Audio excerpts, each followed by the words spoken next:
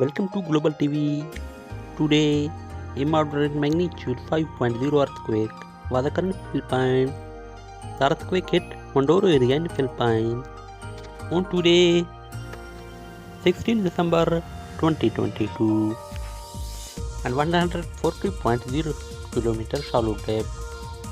US Geological Survey, the first reported agency, that this quake has 5.0 magnitude.